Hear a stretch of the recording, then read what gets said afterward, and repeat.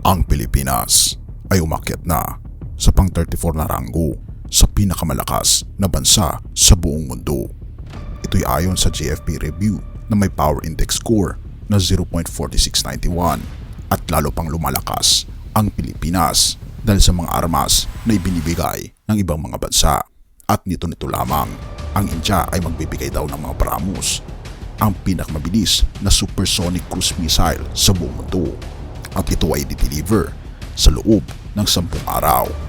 Ano nga ba ito at bakit nagpapalakas ang Pilipinas? Atin itong pag-usapan, mga kaibigan.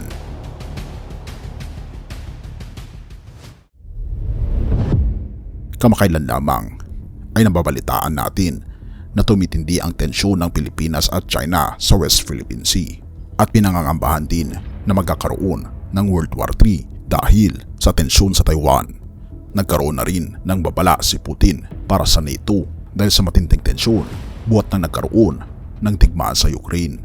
Atin itong pag-usapan, mga kaibigan.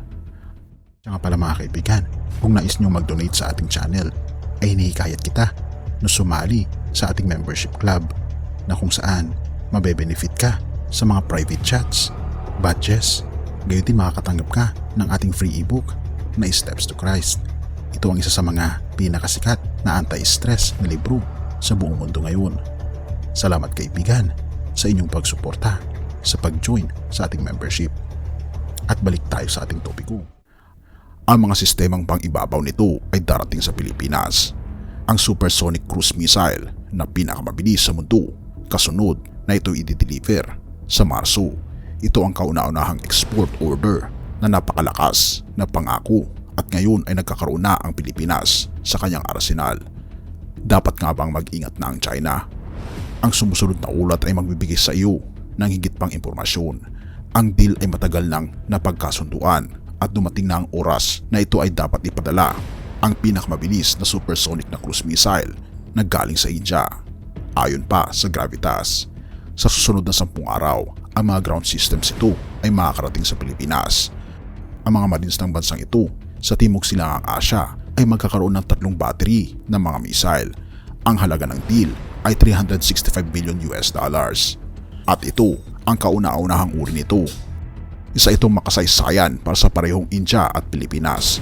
Para sa India, ito ang pinakamalaking foreign export agreement ng Defense Research at Development Organization at para rin sa Pilipinas dahil magkakaroon ito ng makapangyarihan na BrahMastra sa kanyang arsenal. Oo, BrahMastra, isang matindi at mabagsik na armas na binanggit sa mga Hindu scriptures. Ayon sa alamat, ang armas na ito ay may potensyal na sirain ang buong universo.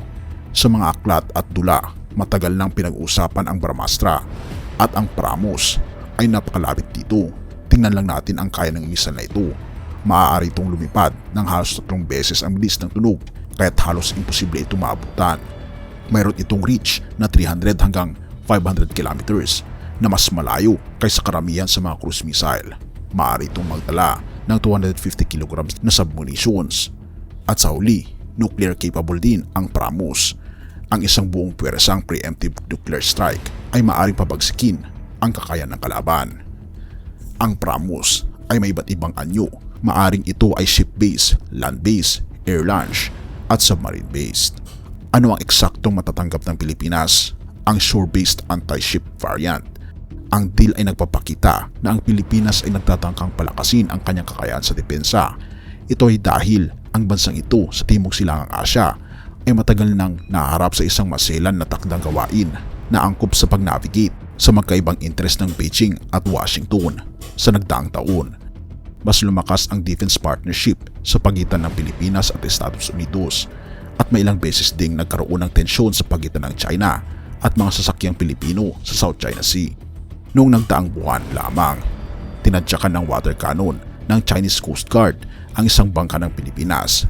Sa ganitong sitwasyon, sinusubukan ng Pilipinas na i-modernize ang kanyang military capabilities. Hindi lamang ito ang angkin ng BrahMos, kundi plano rin nilang kunin ang American HIMARS o MLRS at ang M142 High Mobility Rocket Artillery System. Inihayag ng Army Chief na si Romeo Brawner noong nakaraang taon na bukod dito, ang Pilipinas ay nais ding bumili ng 7 na ALH Mk2 choppers mula sa India. Ang helicopter ay may high-tech surveillance radar at maaring makakita at makakilala ng mga sasakyang pandagat hanggang sa layong 120 nautical miles. Bukod dito, maaring gamitin ng mga helicopters na ito para sa mga long-range search at rescue operations na ang ulat na ito ay nagmula sa Wion World. Mga kaibigan, tumitindi ang bakbakan at nagpapalakas ang mga bansa, maging ang ating bansa ay nagpapalakas ng depensa. Kaya naman masasabi ko, malapit na ang pagdating ng ating Panginoong Diyos. Tayo maging handa at talikuran ang ating mga kasalanan. Romans 13 verse 11. Dapat ninyong gawin ito dahil alam ninyong panahon na para gumising kayo, sapagkat mas malapit na ngayon ang oras ng ating kaligtasan kaysa nung una nang tayo sumampalataya kay Hesukristo. Kaibigan, malapit na ang pagdating ng ating Panginoong Diyos. Malapit na at gumising na tayo sa ating pagkakatulog. Purihin ang ating Panginoong Diyos at salamat kaibigan sa iyong panonood. Tayo manalangin. Ama naming banal, mga Panginoon naming Diyos, kami po'y lubos na nagpapasalamat sa inyo pong pagmamahal sa amin. Tulungan kaming mapatatag, Panginoon, ang aming pananampalataya sa inyo at magkaroon ng mas malalim na relasyon sa inyo habang kami, Panginoon, ay papalapit na sa inyo pong pangalawang pagparito. Salamat po, Panginoon, sa inyo pong pag-ibig sa amin at huwag niyo kaming hahayaan na mawala. Patawarin po kami, Panginoon, sa lahat ng aming pagkukulang at pagkakasala, pagkat ito ay aming samot hiling sa matamis na pangalan ng aming Panginoon Jesus.